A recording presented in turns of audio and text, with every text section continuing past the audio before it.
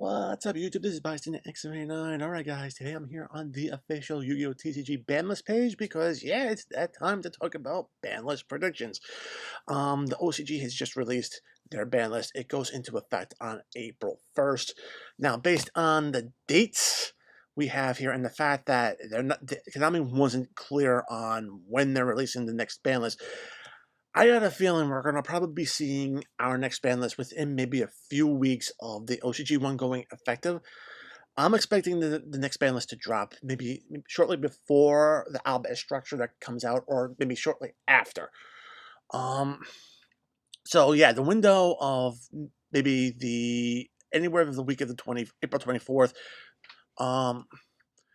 to May 7th would probably be the best bet on when we're going to see our ban list drop and possibly go active. Okay? That being said, there were a lot of moves on the last OCG list, and when you look at the metagame here in the TCG, yeah, it's pretty clear what cards need to be hit. Mix in a few moves that the OCG has been doing, moving cards on the list, and as well as what the TCG has been moving off the list. I think we can safely say that we might have something going here that's going to make a pretty interesting list. So, without further ado, we're going to come into my first ban of the ban list, and that's going to be Pretty Anaconda. I think everybody is going to see this coming. It's going to happen on the next ban list. It makes powerful fusion monsters too splashable in a lot of different decks. DPE right now is the current biggest offender. Dragoon was the previous, but odds are it's going to wind up being the next big offender once we get the structure deck. From what I've been seeing in play, taking Birthday Anaconda makes both Dragoon and DPE less splashable in a lot of different decks, so you can't just rely on these powerful boss monsters to be able to further your deck plays or just lock down the duel for you. Now, the second card I have being banned, I'm banning Artifact Dagda. The primary reason why is I tend to go after consistency cards first rather than the problems, primarily because, let's face it, yes, Scythe is an issue, but Scythe being an issue was an issue before we got DPE, and you cannot argue that. Scythe saw an uptick of play before, not before, when DPE came into the TCG metagame. Before DPE, literally no decks were maining it or even having it in their sides. I've actually done the research. None of the tournament decks before DPE came out actually had Scythe in it. So you cannot say Scythe was a problem card before that. Removing Dagda from the equation means you can't set Scythe from your deck to your field and then pop it off with one of your cards like DPE. It removes that play, and to be very honest, it forces players to actually utilize maybe Sanctum. Now, here's the thing with Sanctum. Sanctum is a trap. You have to hard draw it unless you want to run Trap Trick. But then again, that's more slots out of your decks to run this particular engine and try to lock your opponent out of the extra deck. I say without Dagda, you're going to probably see people drop Scythe. I know Lancea is still pretty good in this format. Running 3 copies of Lancea is just another hand trap, and stopping your opponent from banishing is actually still a good thing. So, the way I see it, Dagda goes, we don't have to deal with Scythe, and we can still play with Lancea. Those are my two bans. We're going to the limits. Orbish Harper is something that I've been having on my last few banlist predictions to come down the list. And if we look at the OCG actually has it limited, and on the next list is moving down to semi-limited, which means there's a very good chance that we could possibly see TCG actually start to slowly move this card down. I haven't put it to 1 because I have a feeling Konami is going to walk this card off the list. Just because there's a lot of different decks that run a lot of different engines out there. But to be very honest, having Orbish Harper at 1 is not going to be that big of a deal. The other card is Wind Up Carriers and Mighty. All right, 2 level 3 monsters. Okay, so this is kind of splashable in level 3 decks, but it only works with wind up monsters, special summoning those. And then you can also return cards to your hand. I know it creates loops, but let's just turn around, put this card at 1, see what it does. If it does cause problems in the metagame, we can always reban it after that. But let's test the waters and let's see how this card can come back. Moving forward, Fusion Destiny. Now, yeah, I know it seems strange to hit Prototype for the counter and limit Fusion Destiny, but to be very honest, DPE is still a very powerful card, and if we want to try to curb both DPE and what surrounds DPE, we need to put a little bit hit the engine a little bit harder. OCG put this card down to 1/1 banning for it on the counter, and that's very good because most players would just run the maximum number of copies of Fusion Destiny anyway, just to summon DPE.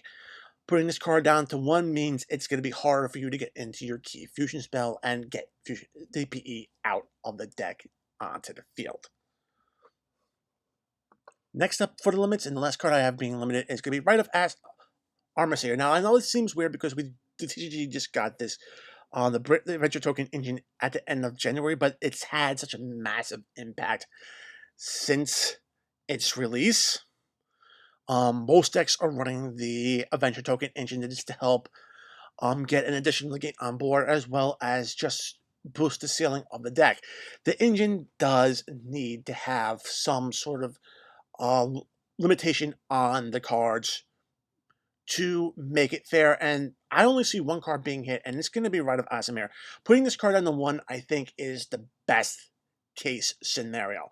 You still have the 3 copies of the Witch that could actually search the card out, or get it back from the graveyard if it was negated. So, the way I see it, making the engine a little bit more vulnerable to hand traps or effect negation isn't a bad thing, but it still allows the engine to remain in the game and players to buy the cards.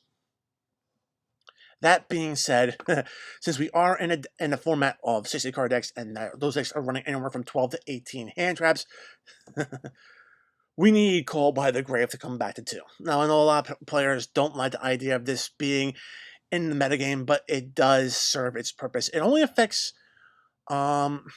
monsters. It's not like something like Crossout Destiny, which can actually stop the use of pretty much any card that it sends to the graveyard. This one only targets monsters, so it can actually slow your opponent down, whether it be stopping hand traps or going after Elvish cards, because I know that Elvish cards are kind of big engine in a lot of these big 60 card pile decks. That being said, having this card around, not a bad idea. It helps balance out the game and gives players a little bit other outs. Definitely a 2 of. Now, to help curb the Elvish, yes, there should be Elvish cards getting tagged on the list. I only have 2 cards being semi-limited here, and it's going to be Cursed Eldin, basically paying 800 life points to basically search out any Elvish monster or Golden Land spell or trap card from your deck to your hand. Okay? It makes sense, just to try to reduce the consistency of that engine. The other card was a card that was put to semi-limit in the OCG, the Scarlet Sanguine as well. I think these 2 cards would probably be the best touches for the Elvish engine, just primarily because if you reduce the ability to see the cards, you're not going to be able to use the cards more consistently, and it becomes a little bit more fair, in my opinion, which isn't bad. And to be honest, there's nothing in the Elvish art that is insanely broken that really warrants maybe a full limit or a ban. So I say put these 2 cards at 2. Let's see how it adapts, and then we can move forward from there. Those are my 3 semi-limits. We're going to go into my off the lists, and yes, Dynamite Knight, it needs to come off the list. I'm sorry to say this. There's no reason to keep this card limited, especially when we have 3 copies of both the True Draco and the True King Trap available for the deck. The True Draco decks, we need our bodies. We need more bodies in the deck, and to be very honest, having this card at 3 would be a godsend for the deck. I don't think it will make the deck meta, but it'll at least give the deck some extra toy and more bodies to play with. And that's the good thing. Next up is A Hero Lives. Now, currently it's semi-limited. To be honest, I can actually see this card coming off the list. Again, we're in the hand trap deck format. This card focuses on just level 4 or lower elemental hero monsters, so you're locked into a specific archetype, not just the general heroes, and you're locked into a specific level. Not a bad thing. I know it starts off a lot of different plays, and it's a different starter card, but you know what? Allowing heroes to have a different starter card isn't a bad idea. Okay, next up we have Salamangreat Circle. This is another card I can actually see coming down the list. Salamangreat's really not doing anything in this current format. This card is at 3 in OCG. It's at 3 in Master Duel. We're seeing what it can do. To be very honest, it gives the deck a more consistency, but that's it. It doesn't. The Salamangreats are not known for a massive amount, putting massive amount of power boards up. It's just doing the same thing over and over again consistently. And to be honest, that's not a bad thing to have. Put Salamangreat Circle to 3. Let the deck. It's still the deck's not going to probably be more than than maybe even mid to low tier 2 deck. And last but not least, this is a card that TCG Konami is slowly walking off the list, and I can see it happening here. Scapegoat. The primary reason why they're starting to slowly walk this card off the list is basically it's been power crept out of the game. The card is slow because you have to activate it during your opponent's end phase to really get the most out of it. You can't use it during your turn and use the tokens to summon out other monsters. It's got to be activated during your opponent's turn. So, yeah, Scapegoat's time has come to come back off the list. And to be honest, it being a wall isn't a bad idea either. So, yeah, those are my predictions for the upcoming TCG ban list. I know some people probably won't be happy with maybe a few of the cards, but to be honest, this is what I see happening. I see certain cards being moved up the list, some cards coming down, and to be honest, I see the game kind of getting shifted.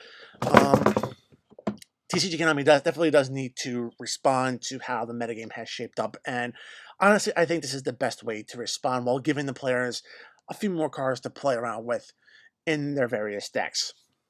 Alright guys, that is it for my banlist predictions for the next upcoming TCG banlist. Hopefully it comes out in April. Guys, as always, if you like the video, give it a thumbs up. If you want to see more content like this on my channel, make sure to subscribe and enable notifications so you don't miss any uploads. Check out the description box below. Find the invite link to my Discord server. Join the conversation. We'd love to have you. Check out my TCG Player affiliate link down in the description box below. Great way to help support the channel and great way to save when you're shopping on tcgplayer.com. Follow me on social media and Master Duel. And guys, until next time, peace.